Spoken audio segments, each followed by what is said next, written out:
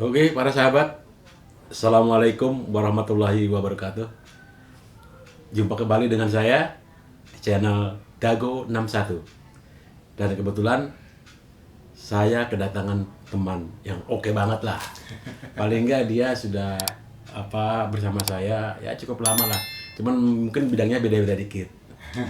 Dan kebetulan pada saat sekarang ini dia pengen tahu mendampingi saya. Soal-soal masalah ya menurut dia cukup bagus, masalah-masalah seputar seni peran, apalagi sekarang ini kan banyak pemain-pemain baru karena begitu banyak produksi sehingga dibutuhkan tuh pemain-pemain baru yang ingin terjun kayak gitu tuh Pak Din tuh ya. Barangkali Pak Din juga sudah mendengar itu di luaran bahwa para aktor sekarang ini banyak yang muda-muda. Tapi ini Pak Agus, kalau boleh tahu ya, sebelum melangkah gitu ya. Nah sebenarnya aktor itu apa sih sebenarnya gitu ya? Nah cukup bagus nih para sahabat. Jadi pengertian aktor itu sebenarnya ya kita gampang saja lah. Kata lain dari pemain. Cuman karena ini pemain udah intens, dia memiliki ilmunya, disiplin yang kuat, target yang dia pikirkan adalah bagaimana saya bermain dengan baik, memerankan tokoh-tokoh yang ada dalam cerita. Dan itu terus menerus sampai dia memiliki ilmu itu, ilmu seni peran itu. Dan secara tidak langsung dia belajar terjun langsung Di lapangan ya langsung. di lapangan. Dan kebetulan memang talentanya juga bagus. Ada bakat-bakat khusus sama dia sehingga dia cepat lah mengikuti proses-proses itu. Nah, ada juga yang begini, teman-teman bilang katanya, lah saya malu main tuh, takut. Kenapa? Saya nggak punya bakat. Saya bilang, bakat itu belum pasti menjamin dia bisa main. Bukan merupakan syarat. Artinya, syarat mutlak bagi seorang aktor adalah dia harus mempelajari bidang-bidang atau teknik-teknik seni peran itu. Supaya dia punya ilmunya, supaya dia tahu bagaimana dia bermain dengan kejiwaan tokoh itu, karakter itu, jadi hidup. Nah, ini jadi saya jadi tambah nih pertanyaannya nih bagus. Nah, apakah aktor itu ada semacam harus dia tuh sekolah atau kursus atau mungkin dia bisa diajarin oleh orang yang berpengalaman atau gimana nih Pak Agus? Apakah wajib harus misalnya lu nggak bisa jadi aktor kalau nggak sekolah gitu kan, harus ada sekolahnya khusus nih gitu, ataukah dia bisa belajar dari pengalaman terus nanti lama-lama, atau dia meniru dari film-film yang ada atau gimana? Nah itu bisa dijelasin gitu. Saya kira memang sekarang ini sudah banyak sekolah-sekolah bahkan yang terkenal sekali itu Institut Kesenian Jakarta itu sudah ada jurusannya itu teater dan film.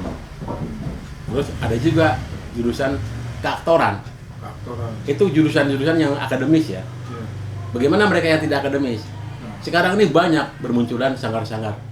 Sanggar-sanggar baik itu teater yang khusus di bidang pemeranan, keaktoran.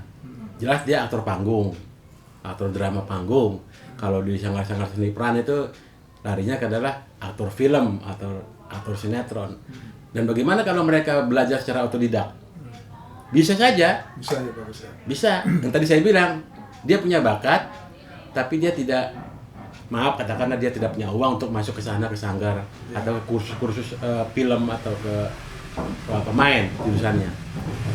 Dia hanya bermodalkan bakat itu, kemudian dia mencoba berlatih, dia ikuti teman-temannya berlatih sampai dia menemukan ilmunya, dan dia mencoba untuk ikut, katakan kalau sekarang itu zamannya casting di sebuah produksi, terus production house, dia mencoba, barangkali ada kesempatan dia bisa main.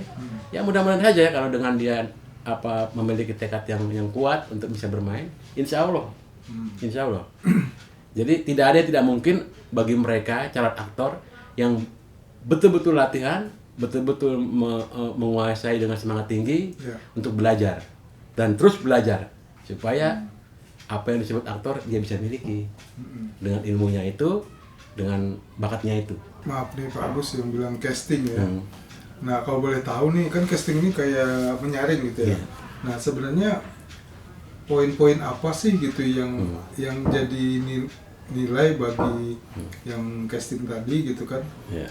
Apakah bagian apa gitu yang penting itu yang utama untuk orang itu, ini poin ini paling penting bakal diambil untuk casting gitu kan. Nah, kira-kira mungkin bisa bagus sampaikan apa aja gitu.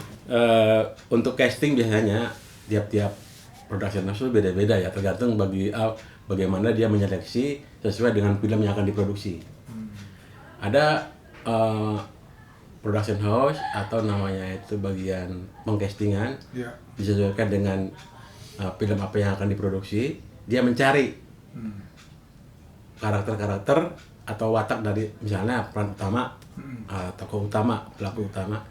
Dia itu sudah tentukan karakternya seperti itu, wataknya seperti itu, terus gaya-gaya pemainnya seperti itu, dan dia ingin menemukan dari calon-calon pemain yang wataknya mendekati itu.